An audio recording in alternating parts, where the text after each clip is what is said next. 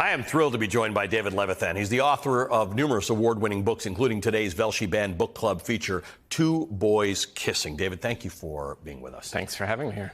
This is a great book, and it's based on a true story. When you get challenged, when somebody wants to ban this book or have it removed from a library, does it matter that it's based on a true story or not in this case? I mean, I don't think it is. I mean, I think my book hits the list because it's called Two Boys Kissing. It shows two boys kissing on the cover. It contains more than two boys kissing inside. And so, yes, historical record, the fact that it is based on intergenerational and a generation of men who died from AIDS looking down at the current generation, none of those subtleties matter. They just object to two boys kissing. I was mentioning in the introduction that it's optimistic and has a lightness to it that you wouldn't expect based on the description of the book that I gave. If you were writing the book today, would you be as optimistic in the way it was written? I think I'd even be more optimistic, because I think one of the things the older generation in the book realizes is that the younger generation has their act together more and is going to experience more freedoms than they ever imagined. And even though adults are trying to get in the way of what they do and what they read and who they kiss, that they will still triumph. And I believe that with every ounce of my heart. We talked about the Greek chorus. Yeah. It's prevalent. You hear from the Greek chorus before you hear from any of the other characters in the book, starting in the introduction. Tell me about that as a literary device and why you chose it. I mean, when looking at my books, I was startled that I had not engaged yet in sort of the older generation. My uncle lived with AIDS for over 35 years, and I was obviously exposed to him and his friends and what they went through, and I really liked the idea of what their generation would see when they saw the generation below mine, so the internet generation, and honoring them. And part of the lightness of the tone is because that's how they lived life, that it wasn't all seriousness. It was defiance and humor as well as struggle. But the struggle's different today, right? Yes. Something has morphed. It has become once again central because of bans, because of so-called culture wars. So on one hand, students who struggle with this, readers who struggle with this, as we've said on this show previous times, it can save lives. People can say they're not alone. On the other, they are more targeted in school environments than perhaps we've seen in the last couple of decades.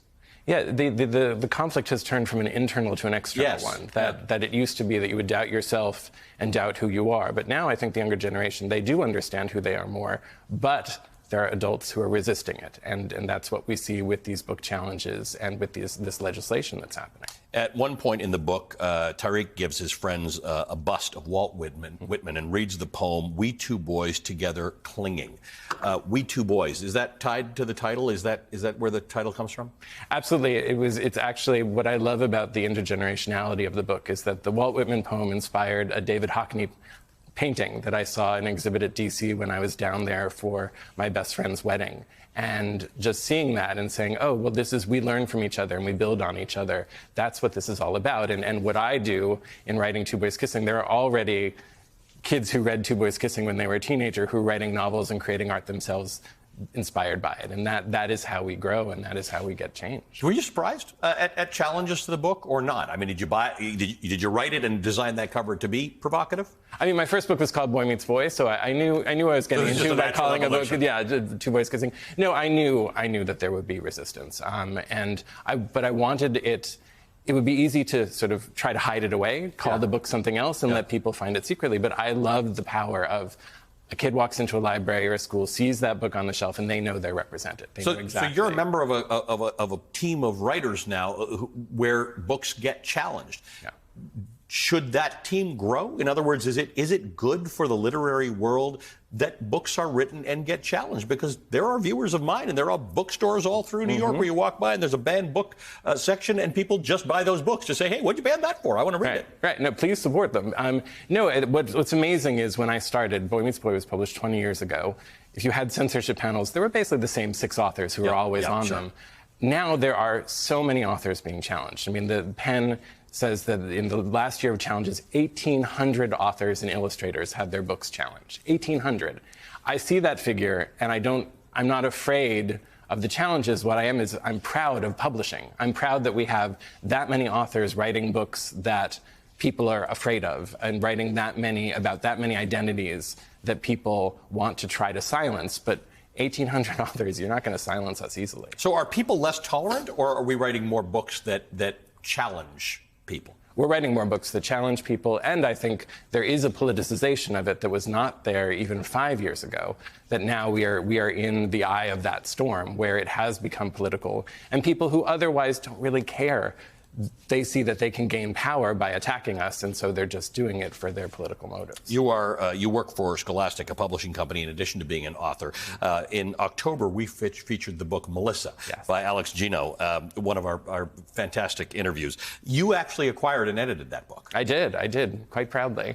And again, it's just amazing because Alex was speaking for readers that had not heard their voices in that age-level literature before. And Alex is queer and transgender, and that's just not all that clear. It's not that clear how you're going to find books like that if you identify the way Alex does.